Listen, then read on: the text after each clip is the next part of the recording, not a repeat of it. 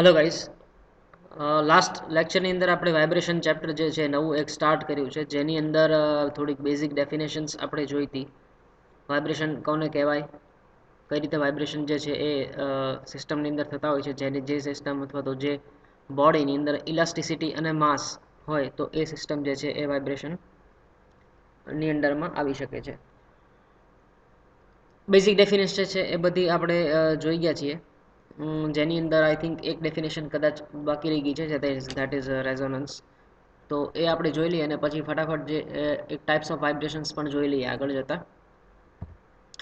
તો આની અંદર એક રેઝોનન્સ છે, ધેટ વોઝ મિસિંગ. તો એક એ આપણે લઈ રહ્યા છે કે રેઝોનન્સ છે શું કહેવાય. આમ તો બધાએ જ લગભગ જોયું છે. સૌથી પહેલાં એક તમને યાદ કરાવી દઉં કે એક ફોર્કનો એક્સપેરિમેન્ટ કરતા ફિઝિક્સની અંદર, કે જે ચીપીઓ જેને કહેતા એને થોડોક ઝર કાપી પછાડી અને એક ટ્યુબની અંદર ઉપર આપણે રાખતા કે જેથી એનો કંઈક વોઇસ આવે આ રીતે. હવે એક સિલિન્ડરની અંદર પાણી ભરેલું હોય પાણીના લેવલ ઉપર, અને આના ફ્રીક્વન્સી પર ડિપેન્ડ કરે કે એ વોઇસ પ્રોડ્યુસ ક્યારે કરે છે. તો એ એક સાઉન્ડ પ્રોડ્યુસ કરતો, એ સાઉન્ડ એ જ રેઝોનન્સ હતું, એમાં બે ફ્રીક્વન્સી મેચ થતી હતી. હવે હું તમને સમજાવું કે when frequency of external force is the same as that of the natural frequency of the system, a state of resonance is said to have been reached. બે ફ્રીક્વન્સી જ્યારે મેચ થાય ત્યારે રેઝોનન્સ થાય. આનું બીજું એક્ઝામ્પલ પણ આપું હું તમને. Resonance results in large amplitudes of vibrations and this may be dangerous. હવે એક માર્ચ પાસ્ટ કરતા પહેલા સૈનિકોનું એક ફેમસ એક્ઝામ્પલ છે, યાદ કરો કે એક સાથે બધા સૈનિકો પેલા ઝૂલતો પુલ હોય એની ઉપર જ્યારે માર્ચ પાસ્ટ કરે છે, તો એક સાથે બધાના ફૂટની મૂવમેન્ટ એક સાથે જ થાય છે. એના લીધે થઈને શું થાય છે કે જો એ પુલની નેચરલ ફ્રીક્વન્સી અને જે પેલા સોલ્જર્સ છે એની ફૂટ જે સ્પીડથી એ ચાલે છે એની ફ્રીક્વન્સી મેચ થઈ જાય, તો એ પુલ જે છે એ તૂટી જવાની શક્યતા છે. અને આવો એક વિડીયો પણ બહાર આવ્યો હતો. તો નેચરલ ફ્રીક્વન્સી એટલે ઓબ્વિયસલી તમને ખ્યાલ છે કે કોઈ પણ સિસ્ટમને, હવે હું જ્યારે સિસ્ટમ બોલું ત્યારે તમારા માઇન્ડમાં આવી જવું જોઈએ કે કોઈ પણ બોડી અથવા સિસ્ટમ એઝ અ હોલ, કે જેની અંદર સ્પ્રિંગ, જેની અંદર ઇલાસ્ટિસિટી છે અને માસ છે, એ વાઇબ્રેટ થાય છે. તો એ સિસ્ટમ જ વાઇબ્રેટ થાય છે હું બોલીશ હવેથી. તો જ્યારે કોઈ પણ સિસ્ટમની અંદર એક વખત તમે એને ફોર્સ આપીને છોડી દો છો, ઇનિશિયલ ડિસ્પ્લેસમેન્ટ આપીને છોડી દો છો, અને જેટલી સ્પીડે અથવા તો જે ફ્રીક્વન્સીથી એ વાઇબ્રેટ થાય છે એને એ સિસ્ટમની નેચરલ ફ્રીક્વન્સી કહેવાશે. બરાબર. તો આપણે ફોર્સ્ડ વાઇબ્રેશનની ડેફિનેશનની અંદર જોયું કે ફોર્સ્ડ વાઇબ્રેશન એટલે શું હતું કે કન્ટિન્યુઅસલી બહારથી પણ કંઈક ને કંઈક ફોર્સ એક પિરિયોડિક ટાઈમે અપાતું હોય જો કોઈ સિસ્ટમને, તો એને એક્સટર્નલ ફોર્સ અથવા તો એક્સટર્નલ કોઈક અલગ ફ્રીક્વન્સીથી તમે ફોર્સ આપ્યું છે એવું કહેવાય. હવે સમજો કે આ એક્સટર્નલ ફ્રીક્વન્સીથી જે તમે ફોર્સ આપો છો એ, અને જે સિસ્ટમ ઉપર તમે પિરિયોડિકલી ફોર્સ આપો છો એ બંનેની ફ્રીક્વન્સી મેચ થઈ ગઈ, તો રેઝોનન્સ છે એ ક્રિએટ થાય. અને રેઝોનન્સ છે એના ખૂબ જ લાર્જ એમ્પ્લિટ્યુડ હોય છે, અને સિસ્ટમ જે છે એને ફેલ કરવાની પણ એનામાં કેપેસિટી છે. એક એક્ઝામ્પલ બતાવું કે જો આ સિસ્ટમની નેચરલ ફ્રીક્વન્સી જે છે એ કંઈક સમથિંગ આની જેટલી જ છે, અને એની ઉપર બહારથી આપણે કન્ટિન્યુઅસલી જે છે ફોર્સ આપતા રહીએ, કે જ્યારે પણ આ નીચે જાય ત્યારે થોડોક એને આપણે ફોર્સ આપીએ, જ્યારે પણ નીચે જાય ત્યારે થોડોક એને ફોર્સ આપીએ, તો એના વાઇબ્રેશન એમ્પ્લિટ્યુડ એના વધતા જ જશે, અને subsequently it will lead to the system failure. બરાબર. તો આ એક એક્ઝામ્પલ જે છે રેઝોનન્સનો તમે કહી શકાય. ઇન શોર્ટ, બે ફ્રીક્વન્સી જ્યારે મેચ થાય, એક્સટર્નલ ફ્રીક્વન્સી જ્યારે સિસ્ટમની નેચરલ ફ્રીક્વન્સી સાથે મેચ થાય, એ સમયે રેઝોનન્સ ક્રિએટ થાય. તો આ હતી બધી ડેફિનેશન્સ. હવે આપણે ફટાફટ આગળ વધીએ ટાઈપ્સ ઓફ વાઇબ્રેશન્સ બાજુ. વાઇબ્રેશનના અલગ અલગ ટાઈપ્સ આપણે અત્યાર સુધી ક્લાસિફિકેશન જોયા હતા કે ફ્રી, ફોર્સ્ડ, ડેમ્પ્ડ, અનડેમ્પ્ડ આ બધા વાઇબ્રેશન હોય છે.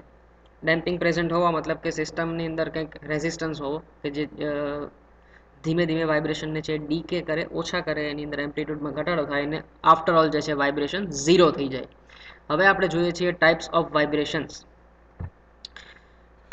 એની અંદર ફર્સ્ટ ઓફ ઓલ છે લોન્જિટ્યુડલ વાઇબ્રેશન. અને એની પહેલાં હું તમને આ સમજાવી દઉં કે એક એઝ્યુમ કરો કે એક સપોર્ટ ઉપર એક સર્ક્યુલર શાફ્ટ છે. આ સર્ક્યુલર શાફ્ટની નીચે એક ડિસ્ક રાખેલી છે જે પણ સર્ક્યુલર છે પોતે.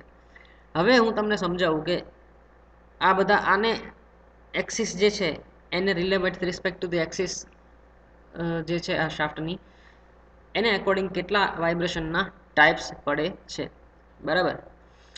સૌથી પહેલાં જોઈએ, આમ તો 3 જ છે, એની પછી તમારે વાઇબ્રેશનના બહુ ટાઈપ્સ આપેલા નથી તમારા આ સેમેસ્ટરમાં. લોન્જિટ્યુડનલ વાઇબ્રેશન્સ, તો if the shaft is elongated, મતલબ કે ખેંચાય છે, લંબાઈ છે, એન્ડ શોર્ટન્ડ, મતલબ કે એની લેન્થમાં ઘટાડો થાય છે, so that the same moves up and down, resulting in tensile and compressive stresses in the shaft, the vibrations are said to be longitudinal. એટલે આ શાફ્ટની અંદર એકવાર એલોંગેશન થાય પછી એની અંદર કમ્પ્રેશન આવે, એટલે મતલબ કે શોર્ટન થાય એની લેન્થ, એલોંગેશન અને શોર્ટન થાય, એલોંગેશન એટલે ખેંચાય ત્યારે ટેન્શનની અંદર આવે, શોર્ટન થાય ત્યારે કમ્પ્રેશનની અંદર આવે, આવું સબસિક્વન્ટલી ચાલ્યા કરે, તો આ ટાઈપના વાઇબ્રેશનને જે છે એ લોન્જિટ્યુડનલ વાઇબ્રેશન કહેવાય, બરાબર. The different particles of the body moves parallel two the axis of the body. આ બોડીની એક્સિસને પેરેલ છે જે એ આખા શાફ્ટના દરેકે દરેક બોડીના જે પાર્ટિકલ્સ છે એની પેરેલલ મોશનની અંદર આવે છે શાફ્ટની, એ સમજી શકાય એ વસ્તુ છે. થોડું સમજાવી દો આની અંદર જેમ થાય છે આ શાફ્ટ, આ ડિસ્ક, અને આ રીતે જે વાઇબ્રેશન થાય, જે એક્સિસને પેરેલલ જેના જે છે એ પાર્ટિકલ્સ, દરેકે દરેક બોડીના પાર્ટિકલ્સ જે છે એ મોશન કરતા હોય, આ એક્સિસ છે, સમજો સેન્ટર લાઇન ડ્રો કરી એ એક્સિસ છે શાફ્ટની, બરાબર. And parallel to the axis of the body, then they are called the longitudinal vibrations. આ બધા વાયવાની અંદર હું પૂછીશ, ગમે ત્યારે ક્વેશ્ચન પણ પૂછીશ, એટેન્ડન્સની અંદર પણ પૂછીશ, સો બધી વસ્તુ ધ્યાનથી સમજજો.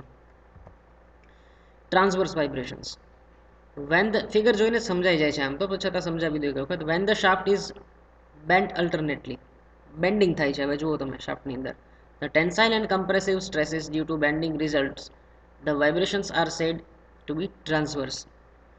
હવે આની અંદર શાફ્ટના આ સરફેસ લઈ લો તમે, તો એક વખત આ બાજુ જ્યારે આવશે ત્યારે કમ્પ્રેશનની અંદર આવશે, આ બાજુ જ્યારે ડિસ્ક જશે ત્યારે એ ટેન્શનની અંદર આવશે, પછી પાછું કમ્પ્રેશન ટેન્શન, આ રીતે ચાલ્યા કરે છે. તો આ રીતે જે વાઇબ્રેશન થતા હોય બોડીના, they are called the transverse vibrations. The particles of the body move approximately perpendicular to the axis. આની અંદર બતાવી દઉં કે આ એક્સિસ છે એને આ બોડીના વાઇબ્રેશન્સ પરપેન્ડિક્યુલર મોશન કરે છે, બરાબર, perpendicular to the axis of this body move કરે છે, અને આવા વાઇબ્રેશનને કહેવાય transverse vibrations. Torsional vibrations, when the shaft is twisted and untwisted alternately, the torsional shear stresses are introduced or induced. The vibrations are known as torsional vibrations. જેમ કે આ શાફ્ટને disk clockwise અને anti clockwise move કરે એટલે આ shaft twist અને અનટ્વિસ્ટ થાય અલ્ટરનેટલી, તો આ ટાઈપના વાઇબ્રેશનને ટોર્સનલ વાઇબ્રેશન કહેવાય. The particles of the body move in a circle about the axis of the shaft. આ શાફ્ટની એક્સિસ જે છે એને અરાઉન્ડ, એને અબાઉટ જે છે it in a circle, it move in a circle, એને અબાઉટ જે છે એ સર્ક્યુલર મોશનની અંદર જે છે પાર્ટિકલ્સ મૂવ કરતા હોય બોડીના, તો that is called the torsional vibrations. તો આ ત્રણ જે છે એ મેજર કેટેગરી છે કોઈ પણ વાઇબ્રેશનની અંદર, either they are longitudinal or transverse or torsional, બરાબર. તો આ થઈ ગયા તમારા ટાઈપ્સ ઓફ વાઇબ્રેશન્સ. હવે next is important topic, elements constituting vibrations, important in terms of understanding. એવું પણ અચ્છા પૂછાઈ શકે, એવું કંઈ નથી, પૂછી શકાય કે what are the major elements of the vibrations. તો એની અંદર સ્પ્રિંગ માસ ડેમ્પર આવે, અત્યારે ડેમ્પર નહીં જોઈએ, આપણે ફ્રી વાઇબ્રેશન બાજુ જઈએ છીએ, એટલે ડેમ્પિંગ આવે ત્યારે ડેમ્પિંગ જોઈશું. અત્યારે ખાલી જોઈ લઈએ એલિમેન્ટ્સ, કયા કયા એલિમેન્ટ્સ છે કે જે કન્સ્ટિટ્યુટ કરે છે વાઇબ્રેશન્સ જે જનરેટ કરે છે એની અંદર, સોરી બનાવે છે વાઇબ્રેશનને, એવા કયા કયા કન્સ્ટિટ્યુટ એલિમેન્ટ્સ છે કે જે કન્સ્ટિટ્યુટ કરે છે વાઇબ્રેશન્સને. તો ઓબ્વિયસલી માસ અને સ્પ્રિંગ તો હોવાના જ છે, પણ એને ટેકનિકલ ટર્મ્સની અંદર કઈ રીતે લખી શકાય? મેં તમને જે સ્કેલનું એક્ઝામ્પલ આપ્યું હતું લાસ્ટ વિડીયોની અંદર, કે તમે બેન્ચ ઉપર સ્કેલ રાખીને એને તમે વાઇબ્રેટ કરો તો એની અંદર ક્યાં સ્પ્રિંગ આવી, બરાબર, પણ પોતાની સ્ટીફનેસ છે. તો એને ટેકનિકલ ટર્મ્સની અંદર એઝ અ હોલ જનરલી લખવું હોય તો કઈ રીતે લખાય એ આપણે અત્યારે આજે જોવાનું છે. તો બેઝિક એલિમેન્ટ્સ છે કે for a system to vibrate સિસ્ટમને વાઇબ્રેટ કરવા માટે શું જરૂરી છે? It must possess inertial and restoring elements, whereas it may possess some damping element responsible for dissipating the energy. See, inertial એટલે કે માસની કંઈક અહીંયા વાત કરી છે, અને રેસ્ટોરિંગ મતલબ કે કંઈક સ્પ્રિંગની વાત કરી છે. હવે તમે સ્પ્રિંગ માસ સિસ્ટમ લઈ લો, હું તમને સમજાવું છું જસ્ટ. તો માસની અંદર ઇનર્શિયા હોય, યસ, એન્ડ રિસ્ટોરિંગ એલિમેન્ટ્સ કે જે એની ઇનિશિયલ પોઝિશન ઉપર પાછા લાવવા માટે જતા, સ્પ્રિંગ જો અહીંયા અટેચ ન કરી હોય તો માસ અહીંયા પાછું આવે ન આવે, તો રિસ્ટોરિંગ એલિમેન્ટ તરીકે અત્યારે અહીંયા સ્પ્રિંગ છે. તમારી ફૂટપટ્ટીના એક્ઝામ્પલની અંદર, સ્કેલના એક્ઝામ્પલની અંદર રિસ્ટોરિંગ ફોર્સ તરીકે શું હતું? રિસ્ટોરિંગ એલિમેન્ટ તરીકે એની પોતાની ઇન્ટરનલ એનર્જી, જે સ્ટ્રેન એનર્જી આપણે જોઈ હતી, તો that was responsible for letting the it back to its initial position. બરાબર. અને it may possess some damping elements responsible for dissipating the energy. Damping પણ ક્યારેક પોસિબલ હોય, જેમ કે અત્યારે જો ખાલી સ્પ્રિંગમાં સિસ્ટમ સમજો તો ફ્રિક્શન અને air resistance, they are the damping elements. So first inertial એલિમેન્ટ્સની વાત કરીએ તો કે these are represented by lumped masses for rectilinear motion and by lumped motion of inertia of the angular motion. હવે lump એટલે છે ને એક જથ્થો સમજી લ્યો. બરાબર. સપોઝ એક કેવો પેલો આપણે લમ્પડનો મતલબ માસ સાથે છે એકચ્યુઅલી, બટ બીજી લેંગ્વેજની અંદર તમને કહું તો આ સ્પ્રિંગને અગર હું માસલેસ ગણી લઉં તો આનું લમ્પિંગ અહીંયા આગળ થયું કહેવાય. બરાબર. આને માસલેસ ગણવી પડે. તો એવા એલિમેન્ટ કે જ્યાં માસ જેની સાથે એટેચ થયું છે એનું માસ તમે નિગ્લેક્ટ કરી લ્યો, નિગ્લેક્ટ કરી શકો એટલું હોય, એની કરતાં કમ્પેરિઝનમાં આનું માસ બહુ એક જગ્યાએ વધારે જથ્થો જે ભેગો થયો હોય તો એને લમ્પિંગ કર્યું કહેવાય. અહીંયા લમ્પિંગ થયું છે માસનું, એવું તમે કહી શકો. And by so these are the represented by lump masses of rectilinear motion. Rectilinear મતલબ કે back forth motion by lumped moment of inertia for angular motion.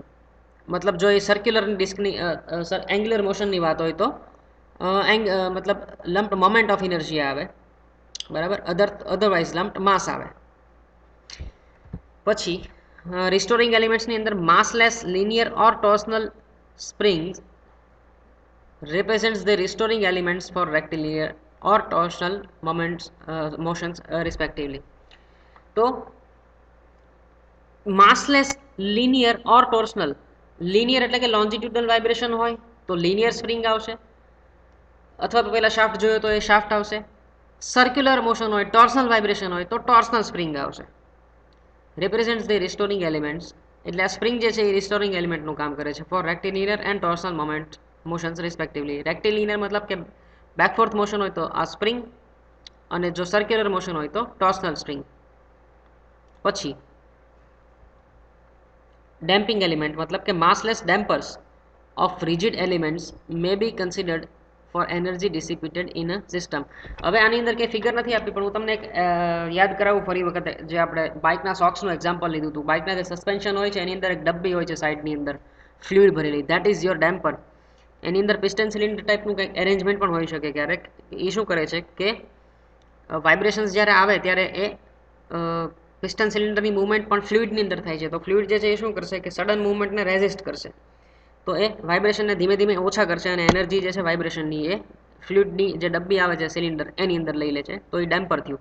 Damper એટલે કોઈ પણ રીતે વાઇબ્રેશન્સના જે એમ્પ્લિટ્યૂડ છે ધીમે ધીમે ઓછા કરી દેવા, કેમ કે કન્ટિન્યુઅસ વાઇબ્રેશન થયા જ કરે એ ડિઝરેબલ નથી કોઈ ટુ વ્હીલરની અંદર.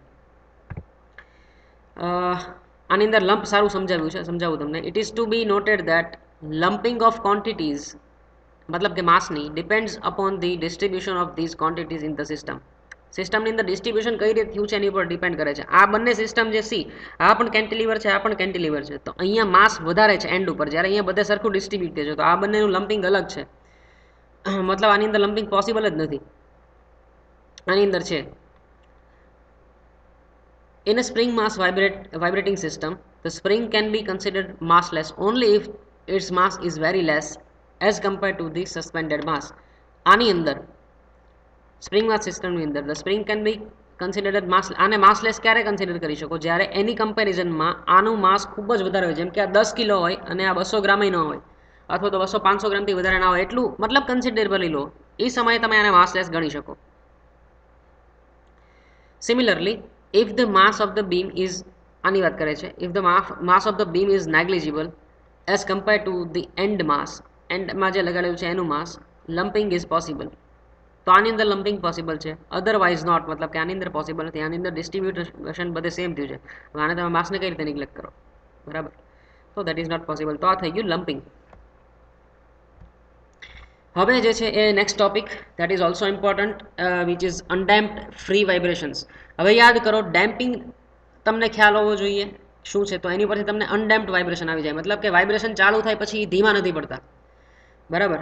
એને કોઈ રેઝિસ્ટન્સ નથી, એક વખત વાઇબ્રેશન ચાલુ થઈ ગયા એને અનડેમ્પ્ડ વાઇબ્રેશન છે, મતલબ કે એનો એમ્પ્લિટ્યુડ જે છે એ કોન્સ્ટન્ટ રહેશે જ્યાં સુધી એને એક્સટર્નલી રેઝિસ્ટન્સ ફોર્સ આપીને બંધ નથી કરાતા, તો they are undamped vibrations.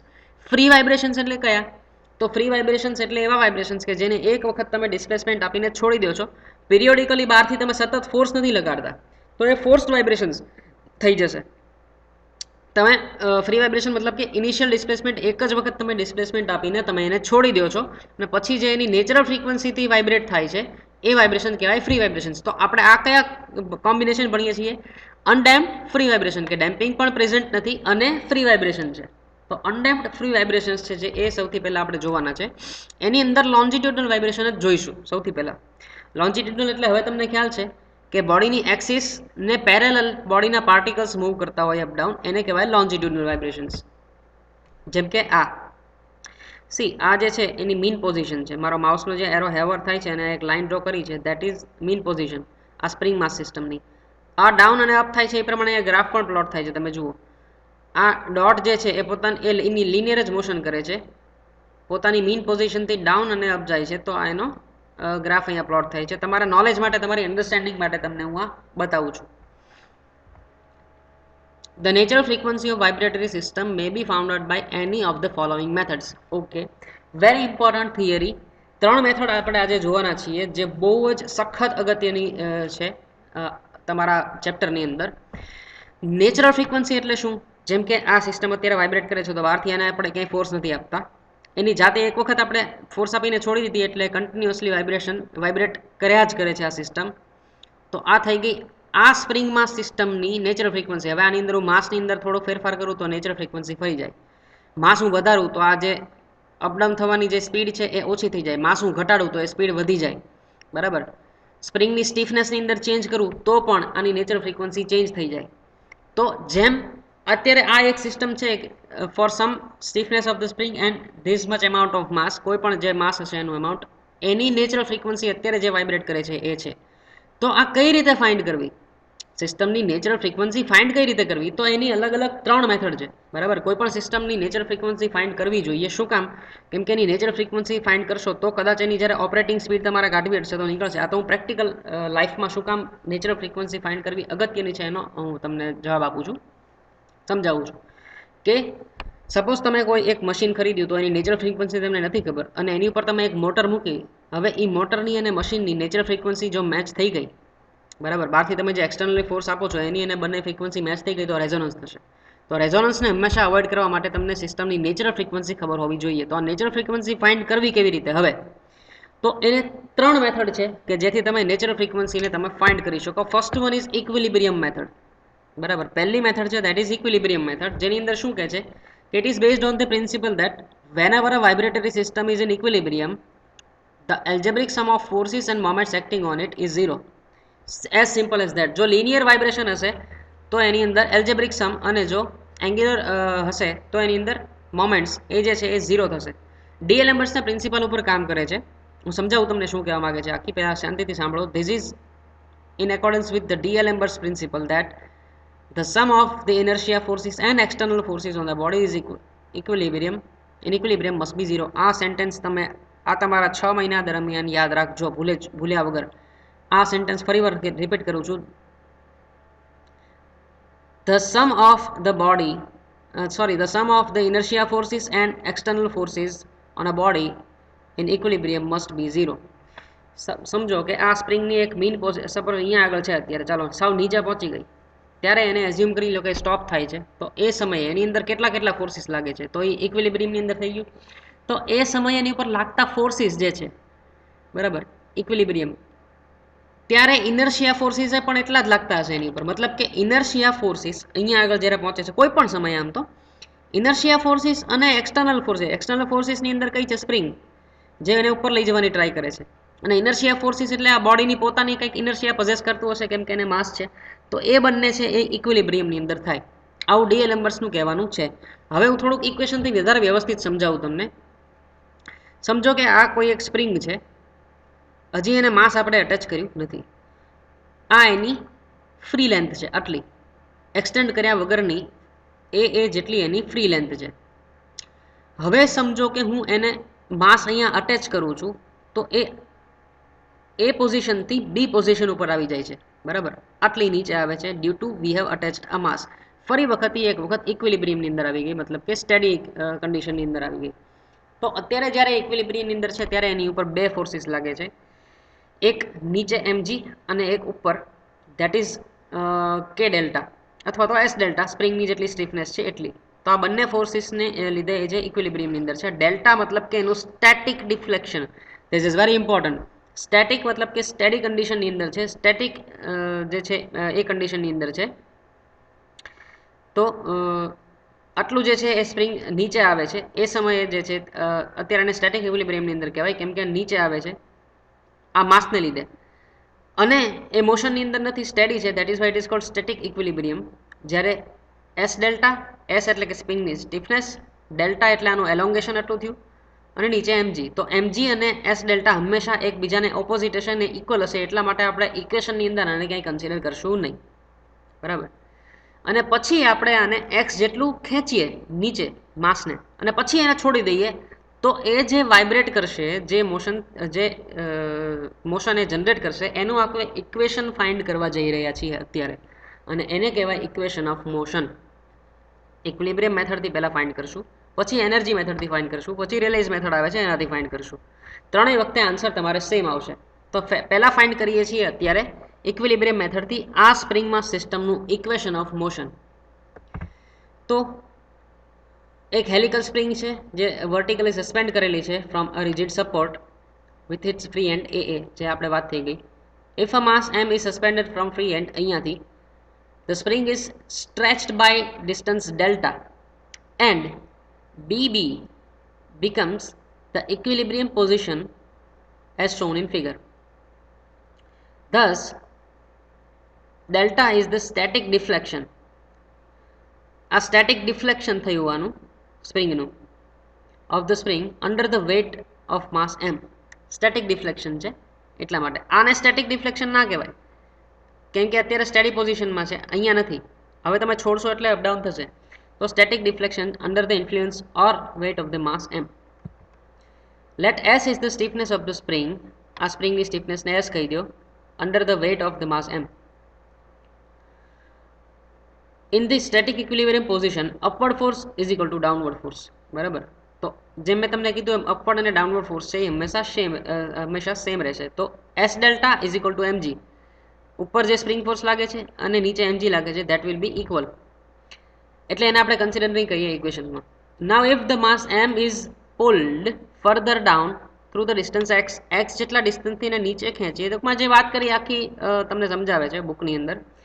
The forces acting on the mass will be, આની ઉપર કયા કયા ફોર્સ લાગશે, તો આનો ફ્રી બોડી ડાયાગ્રામ ડ્રો કરતો એક તો ઇનર્શિયા ફોર્સ લાગે આની ઉપર ઉપરની સાઈડે, બરાબર. જોઈએ આપણે inertia force mx double dot m a, okay. હવે x ડબલ ડોટ જે છે દેટ રિપ્રેઝેન્ટ્સ a, મીન્સ એક્સેલરેશન, અથવા તો f જો કે છે આ બુકની અંદર. પણ જ્યારે વાઇબ્રેશન ટર્મ્સની અંદર વાત કરીએ છીએ, ઇક્વેશન ઓફ મોશન આપણે મેથેમેટિકલી લખીએ છીએ, ત્યારે અહીંયા ઉપર ડબલ ડોટ મૂકશું આપણે, મતલબ કે આ સેકન્ડ ડેરિવેટિવ છે ડિસ્પ્લેસમેન્ટનું. એક્સ એટલે કે ડિસ્પ્લેસમેન્ટ, એનું ફર્સ્ટ ડેરિવેટિવ એટલે એક્સ ડોટ, એનું સેકન્ડ ડેરિવેટિવ એટલે એક્સ ડબલ ડોટ. એક્સ એટલે ડિસ્પ્લેસમેન્ટ, એક્સ ડોટ એટલે વેલોસિટી, એક્સ ડબલ ડોટ મતલબ કે એક્સેલરેશન. તો આ inertia force is equal two mx double dot, જે અપવર્ડ્સ લાગે છે ઇનર્શિયા ફોર્સ, કેમ કે તમે નીચે ખેંચો કોઈ પણ માસને તો ઇનર્શિયા ફોર્સ તો હંમેશા એની ઓપોઝિટ સાઈડ જ લાગવાનું ને, ઓબ્વિયસ વસ્તુ છે. Inertia force viz always act according to D elements principal in opposite direction to the applied force. તમે કોઈ બેન્ચને તમારે મૂવ કરવી છે તો તમે એને ધક્કો મારો છો, તો ઇનર્શિયા ફોર્સ પહેલા રેઝિસ્ટ કરે છે ને, એટલે તમે એની સામેની સાઈડે લાગે છે ને, તો ઓબ્વિયસલી માસને તમે નીચે ખેંચો છો તો ઇનર્શિયા ફોર્સ અપવર્ડ લાગવાનું. તો જ્યારે આ કન્ડિશનની અંદર છે એ સમયે કેટલા ફોર્સ લાગે છે એ જોવાનું છે હવે. અને સ્પ્રિંગ ફોર્સ Sx જે ઉપરની દિશામાં લાગે છે, બરાબર. As a sum of the inertia force and external force on the body, any direction is to be zero. Okay, let me read again. As a sum of inertia force and external force on the body in any direction should be zero. Okay, DLMS principle પ્રમાણે તો mx double dot plus sx is equal to 0. બરાબર. હવે અહીં આપણે delta નથી calculate કર્યું, જોયું તમે. બરાબર. આ ડેલ્ટાનું આપણે ક્યાંય નથી કેલ્ક્યુલેટ કર્યું, કેમ કે S delta is equal to MG થઈ જાય છે, તો એને આપણે નિગ્લેક્ટ કરશું. આની અંદર એ ગણવું જોઈએ એકચ્યુઅલી, કેમ કે એમજી નીચે લાગશે અને એસ ડેલ્ટા ઉપર લાગશે. તો ઇક્વેશન કેવું બનવું જોઈએ, તો કે MX plus SX MX double dot plus SX plus S delta is equal to MG. પણ એવું નથી, કેમ કે એમજી અને એસ ડેલ્ટા ઇક્વલ છે, એટલે તે પહેલેથી જ એને નિગ્લેક્ટ કરીએ છીએ. તો ફાઇનલ ઇક્વેશન કયું બન્યું, MX double dot plus SX, જે ઉપરની સાઈડે બંને ફોર્સ લાગે છે, એક ઇનર્શિયા ફોર્સ છે આ એમએક્સ ડબલ ડોટ, અને આ જે છે એ એક્સટર્નલ ફોર્સ છે આ બોડી ઉપર. આ બોડી ઉપરના એક્સટર્નલ ફોર્સ જોવાના છે. આપણે આનું મોશન સ્ટડી કરવાનું છે, સ્પ્રિંગનું કંઈ કામ નથી. આપણે અત્યારે મોશન આનું સ્ટડી કરવાનું છે. તો આની ઉપર કેટલા કેટલા ફોર્સ લાગે, એક ઇનર્શિયા ફોર્સ જે અપવર્ડ લાગે છે, બીજું સ્પ્રિંગ ફોર્સ જે ઓલ્સો ઇટ એક્ટ્સ અપવર્ડ. તો inertia force plus external force એ બંનેનો ઇક્વિલિબ્રિયમ જો આ નેગેટિવ દિશામાં લાગતું હોત તો આપણે એને માઇનસ ગણત, પણ અત્યારે બંને અપવર્ડ એક જ દિશામાં લાગે છે એટલે પ્લસ. તો MX double dot plus SX is equal to 0. આ તમારું થઈ ગયું એક ઇક્વેશન. તો આ ઇક્વેશન છે આપણી પાસે છે. હવે એને આપણે સરખાવશું સિમ્પલ હાર્મોનિક મોશનના ઇક્વેશન સાથે. The above equation can be written as X double dot plus S by MX is equal to 0. આને કંઈ નથી કર્યું, એમ વડે ડિવાઈડ કરી દીધું છે. બરાબર, કેમ કે મારે આને સિમ્પલ હાર્મોનિક મોશનના ઇક્વેશન સાથે સરખાવવું છે. હવે આ તમને યાદ હોય તો આ જે મોશન છે એ સિમ્પલ હાર્મોનિક મોશન જેવું જ છે. બરાબર, આનું મોશન સિમ્પલ હાર્મોનિક મોશન જ કહેવાય એકચ્યુઅલી, કેમ કે અહીંયા સ્પીડ ધીમી પડે, અહીંયા સ્પીડ મેક્સિમમ, પછી પાછી સ્પીડ ધીમી, પછી મેક્સિમમ થઈને પછી 0, મેક્સિમમ 0, આ રીતે તમે જેમ હિંચકા ખાતા હો છો એમ. તો આ પણ સિમ્પલ હાર્મોનિક મોશન છે, જેનું ઇક્વેશન કયું છે, X double dot plus omega N square X is equal to 0. આ સિમ્પલ હાર્મોનિક મોશનનું ઇક્વેશન છે. આનું ડેરિવેશન તમારે જાણવાની જરૂર નથી. તમારે જાણવું હોય તો હું તમને મોકલાઈ આપીશ, એક ટેકમેક્સની બુકની અંદર આપેલું છે, સરસ રીતે સમજાવેલું છે. પણ આ તમારે સમજવાની જરૂર નથી ડેરિવેશન. તો આ ઇક્વેશન એસએચએમ સિમ્પલ હાર્મોનિક મોશનનું છે. આને હું આની સાથે સરખાવું તો X double dot as it is X as it is omega N square બરાબર એસ બાય એમ થાય છે. તો આની નેચરલ ફ્રીક્વન્સી શું થાય, obviously we can say that the system vibrates with frequency omega n is equal to under root s by m. આને હું omega n square કહી દઉં તો omega n is equal to under root s by m. તો આ under root S by M જેટલી circular natural ફ્રીક્વન્સીથી આ system vibrate કરે છે. હવે તમે એમ કહેશો સર્ક્યુલર કેમ, આ તો લિનિયર છે. પણ યાદ કરો, મેં તમને એક ફિગર બતાવી હતી કે જેમાં એક સ્પ્રિંગમાં સિસ્ટમ અપડાઉન થતી હતી અને બાજુમાં એક પાર્ટિકલ પી જે છે એ કન્ટિન્યુઅસ ઓમેગા જેટલી એંગ્યુલર વેલોસિટીથી સર્કલ ઉપર જે છે એ ટ્રાવેલ કરતો હતો, અને એનું પ્રોજેક્શન આ બાજુ લેતા હતા તો એ સેમ ફ્રીક્વન્સી મળતી હતી તમને. તો એટલા માટે સર્ક્યુલર ફ્રીક્વન્સી જે છે એ કન્સિડર કરી શકાય એની અંદર, કેમ કે સિમ્પલ હાર્મોનિક મોશન છે. બરાબર. આ ના સમજાય તો મને વોટ્સએપની અંદર પર્સનલી મેસેજ કરજો, હું તમને સમજાવી દઈશ. Omega is equal to under root S by M. તો આ થઈ ગઈ તમારી frequency, which is known as the natural circular frequency of the vibration. As one cycle of motion is completed in angle 2 pi, the period of vibration, આપણને period ખ્યાલ છે કે is equal two 2 pi upon omega થાય. બરાબર, તો omega એટલે આપણને મળી ગયું. તો આની અંદર હું કહી શકું કે 2 pi under root S by M બદલે એમ બાય એસ, કેમ કે 1 અપોન થઈ ગયું એટલા માટે. બરાબર, 2 પાઈ અપોન ઓમેગા થઈ ગયું એટલા માટે. અને linear frequency તમારે જો જોતી હોય તો natural linear frequency of the vibrating system fn is equal to 1 upon t, which again equals to 1 upon 2 pi under root s by m. તો આ વસ્તુ તમારે જે છે એટલી યાદ રાખવાની રહેશે. આ થઈ ગઈ તમારી ઇક્વિલિબ્રિયમ મેથડ થી તમે નેચરલ ફ્રીક્વન્સી ફાઇન્ડ કરી દીધી. એકચ્યુઅલી લિનિયર અને સર્ક્યુલર એવું બોલવાની જરૂર નથી. Natural frequency is natural frequency. Simple harmonic છે એટલે તમે બંનેને રિલેટ કરી શકો છો. બરાબર, એ તમારી બુકની અંદર પણ લખેલું છે અને મેં પણ તમને વર્બલી કહી દીધું. તો આ થઈ ગયું તમારું ઇક્વેશન ઓફ મોશન. કોની માટે? Single degree of freedom spring mass system માટે. તમને સમજાવીશ ક્યારેક what is degree of freedom. આની અંદર સપોઝ હું 2 માસ મૂકી દઉં તો મારે 2 ડિસ્પ્લેસમેન્ટ બતાવવા પડે, x1 x2. તો એ થઈ ગયું 2 ડિગ્રી ઓફ ફ્રીડમ સિસ્ટમ. આ એક જ દિશામાં ટ્રાવેલ કરી શકે એમ છે, જે આ લિનિયર બોલ છે. અને એક x જે છે is the only variable with which we can represent the system. એક x થી જ હું કહી શકું કે સિસ્ટમમાં તમારું માસ ક્યાં આગળ છે. તો આને કહેવાય સિંગલ ડિગ્રી ઓફ ફ્રીડમ. તો આ એક સિંગલ ડિગ્રી ઓફ ફ્રીડમનું જે છે ઇક્વેશન થઈ ગયું, ઇક્વેશન ઓફ મોશન થઈ ગયું સ્પ્રિંગ માસ સિસ્ટમ તમારો. બરાબર, અને આ થઈ ગઈ એની ફ્રીક્વન્સી. કઈ મેથડથી? ઇક્વિલિબ્રિયમ મેથડથી. હવે આપણે જોઈશું next method, that is energy method. એનર્જીના ટર્મ્સની અંદર વિચારવાનું બહુ મજા આવે એવું છે. મેં તમને પહેલાં કીધું હતું એનર્જીના ટર્મ્સની અંદર વિચારજો, ઇઝી પડશે. It says that in free vibratory system, forced નહીં, ફ્રી વાઇબ્રેટરી સિસ્ટમ, કેમ કે નેચરલ ફ્રીક્વન્સી ફાઇન્ડ કરીએ છીએ તો ઓબ્વિયસલી ફ્રી વાઇબ્રેશન આવશે. ધ ટોટલ મિકેનિકલ એનર્જી કઈ કાઇનેટિક અને potential of the system remains constant. હવે સમજો કે એક હિંચકા તમે ખાવ છો અથવા તો કોઈ એક પેન્ડ્યુલમ છે, મારા માઉસનું હોવર થાય છે એની દિશામાં ધ્યાન રાખો, બરાબર. આ રીતે જે છે એ ઓસિલેટ થાય છે. હવે કોઈ એક પર્ટિક્યુલર ટાઈમે તમે લઈ લો, સપોઝ અહીંયા આગળ પહોંચો છો તો તમારી પોટેન્શિયલ એનર્જી મેક્સિમમ થાય છે. પછી જેમ જેમ નીચે આવો છો એ પોટેન્શિયલ એનર્જી ઘટતી જાય છે અને તમારા માસની અંદર કાઇનેટિક એનર્જી આવતી જાય છે, બરાબર. પછી અહીંયા આગળ પહોંચશે ત્યારે કાઇનેટિક એનર્જી મેક્સિમમ થઈ જશે, પોટેન્શિયલ ઝીરો થઈ જશે. પછી જેમ જેમ આમ આવશે એમ પોટેન્શિયલ એનર્જી વધતી જશે, કાઇનેટિક એનર્જી ઘટતી જશે. પણ કોઈ એક ઇન્સ્ટન્ટે આખી સાયકલમાં ક્યાંય પણ બંનેનો જો તમે સરવાળો લેશો ને તો એ કોન્સ્ટન્ટ થશે, બરાબર. ટોટલ એનર્જી જે છે એ હંમેશા કોન્સ્ટન્ટ હોય આખી સિસ્ટમની અંદર. કન્ઝર્વેટિવ સિસ્ટમ કહેવાય આને, કે એનર્જી બહારથી ક્યાંય નથી લેતા તમે, સિસ્ટમની અંદર જ છે જે કાંઈ એનર્જી છે એ એક્સટર્નલ ફોર્સ નથી. એટલે તમારી બુકની અંદર કન્ઝર્વેટિવ વાઇબ્રેટરી સિસ્ટમ લખ્યું છે, ફ્રી વાઇબ્રેટરી સિસ્ટમ મેં કીધું છે તમે આની અંદર, તમને સમજાય એટલા માટે. તો એવી સિસ્ટમની અંદર ટોટલ જે છે સમેશન બંનેનું કોન્સ્ટન્ટ થાય. તો કોઈ પણનું કોન્સ્ટન્ટ જ્યારે સમેશન થતું હોય તો એનું ડેરિવેશન જે છે ઝીરો આવે. તો DY of kinetic energy plus potential energy equals to zero આવું કહી શકું? યસ, કહી શકું. હવે મને એમ કહ્યું કાઇનેટિક એનર્જી એટલે શું? તો 1/2 mv સ્ક્વેર, બટ વીને આપણે શું કહીએ છીએ અહીંયા એક્સ ડોટ, તો 1/2 m x dot square. Potential energy શું થાય? તો કે ફોર્સ ઇન્ટુ ડિસ્પ્લેસમેન્ટ, પણ અહીંયા મીન ફોર્સ આવશે, બરાબર. કેમ કે વર્ગન પણ કહી શકો આની અંદર. સી ફોર્સ ઇન્ટુ ડિસ્પ્લેસમેન્ટ, આ એમજીએચ નથી, એ પોટેન્શિયલ એનર્જી નથી. આ કે જમીનથી તમારો બોડી કેટલો ઉપર છે એને પોટેન્શિયલ એનર્જી કહેવાય, then તમે એમજીએચ કહો છો, એ નથી. આ ઓસિલેશનની અંદર છે, એટલા માટે આપણે આની અંદર મીન ફોર્સ ઇન્ટુ ડિસ્પ્લેસમેન્ટ કહીએ છીએ. તો સપોઝ સ્પ્રિંગમાં સિસ્ટમ છે તો એની અંદર મીન પોઝિશનથી કેટલું દૂર જાય છે એની ઉપર ડિપેન્ડેડ કરે છે. જેમ જેમ દૂર જાય છે એમ સ્પ્રિંગ ફોર્સ વધતું જશે, બરાબર. એટલા માટે મીન ફોર્સ ઇન્ટુ, અને સ્પ્રિંગ ફોર્સ કેટલું હોય પાછું? Stiffness into displacement. સ્પ્રિંગને તમે જેમ ખેંચો એમ એની તમને સામે સ્પ્રિંગ વધારે ફોર્સ આપતી જશે.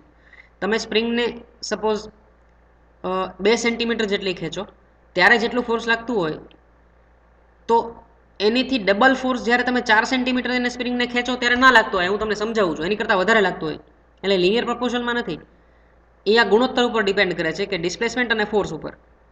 તો મીન ફોર્સ ઇન્ટુ ડિસ્પ્લેસમેન્ટ, તો એસએક્સ ઇન્ટુ એક્સ બાય 2 એટલે એસ ઇન્ટુ એક્સનો સ્ક્વેર ડિવાઇડેડ બાય 2. આ થઈ ગઈ તમારી પોટેન્શિયલ એનર્જી. તો આ બંનેનો સરવાળો કરીને એનું વિકલન કરીએ એટલે આપણને આન્સર મળી જાય. હવે 1/2 m જે છે એ કોન્સ્ટન્ટ છે એટલે બહાર આવી જશે, 2 જે છે એ આગળ આવી જશે, અને એક્સ ડોટનું વિકલન થાય x dot x double dot. આ તમને ખ્યાલ હોવું જોઈએ. એક્સનું થાય એક્સ ડોટ, બરાબર, આ રીતે થાય. ફરી વખત કહી દઉં, એક્સ ડોટનું થાય x dot into x double dot, અને એક્સનું થાય એક્સ ઇન્ટુ એક્સ ડોટ, બરાબર. તો આ તમને ખ્યાલ હોવી જોઈએ, બે આગળ આવી જાય. વિકલનમાં કંઈ એટલું મારે તમને સમજાવવાની જરૂર નથી, આ બધું તમને ખ્યાલ જ હોય આ બધી વસ્તુ.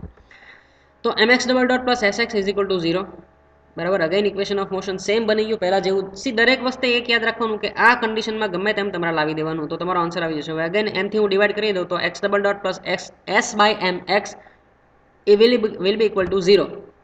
So this equation again is analogous to simple harmonic motion. આની જેવું છે. અને ફરી વખત we can say that the system vibrates with frequency omega n is equal to under root s by m.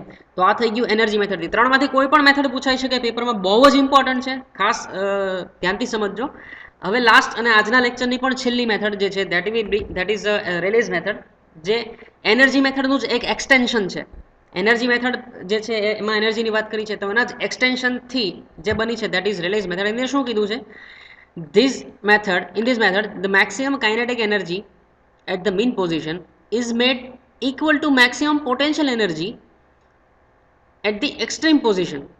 હવે સમજો, ફરી વખત માઉસના જે એરો છે એની ઉપર કોન્સન્ટ્રેટ કરો. આ રીતે સિસ્ટમ સપોઝ ઓસિલેટ થાય છે અથવા તો વાઇબ્રેટ થાય છે, તો ઓસિલેશનથી સમજાવવું વધારે ઇઝી પડશે તમને.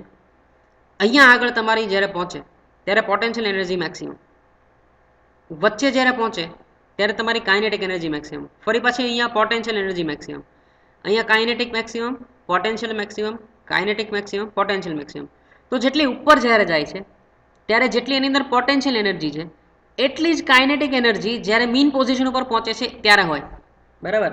તો બંનેની મેક્સિમમ એનર્જી જે છે એને ઇક્વેટ કરી છે કે બંનેની મેક્સિમમ એનર્જી જે છે દેટ ઇઝ ઇક્વલ. બરાબર, સ્પ્રિંગમાં સિસ્ટમ લઈ લો, સપોઝ અપ ડાઉન થાય છે, આ મીન પોઝિશનથી અપ અને ડાઉન થાય છે, તો જ્યારે અપ જાય છે ત્યારે પોટેન્શિયલ એનર્જી મેક્સિમમ એ કેટલી હોય કે જ્યારે વચ્ચે પહોંચે છે તમારે માસ, ત્યારે જેટલી એની કાઇનેટિક એનર્જી છે એટલી જ થાય.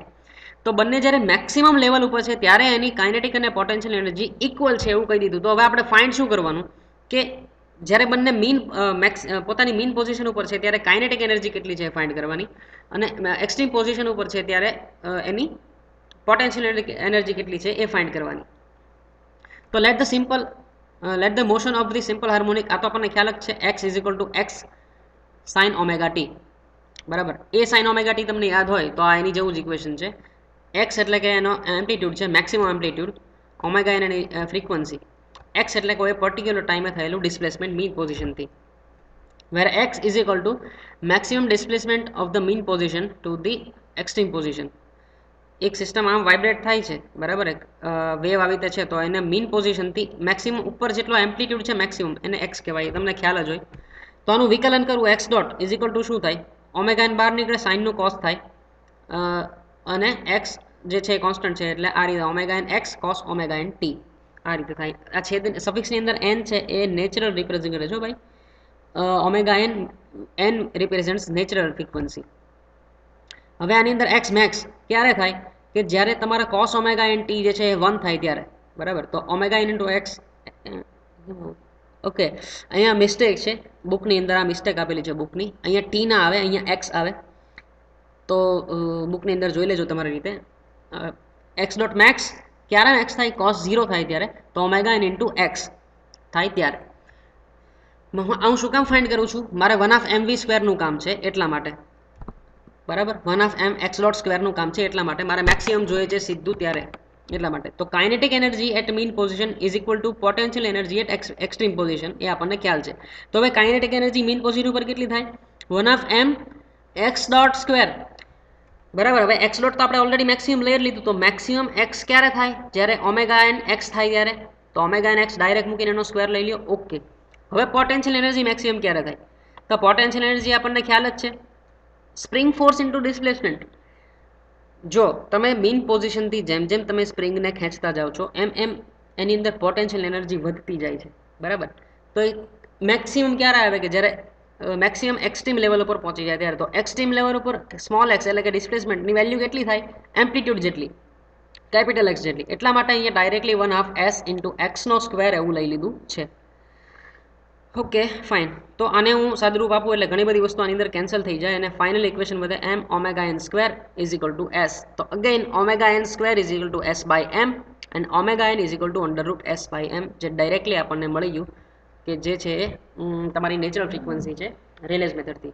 તો ગાઈઝ આ જે છે અત્યંત, ફરી વખત કહું છું, this was the very important theory. આ એક્ઝામની અંદર પૂછાશે, ચેલેન્જ આ એક્ઝામની અંદર પૂછાશે. જો તમારે ડિસ્ક્રિપ્ટિવ એક્ઝામ લેવાય છે તો આની અંદર પૂછાશે ને પૂછાશે. તો આ ત્રણેય મેથડ જે છે વિધાઉટ ફેલ જોઈ જવી ઇમ્પોર્ટન્ટ છે. નેચરલ ફ્રીક્વન્સી ફાઇન્ડ કરવાની મેથડ હતી. આની અંદર કાંઈ પણ ન સમજણ હોય તો પ્લીઝ કોન્ટેક્ટ મી. બરાબર, કેમ કે આ સમજવી જરૂરી છે. Fine, so we are concluding our session over here. Contact me for any query. By.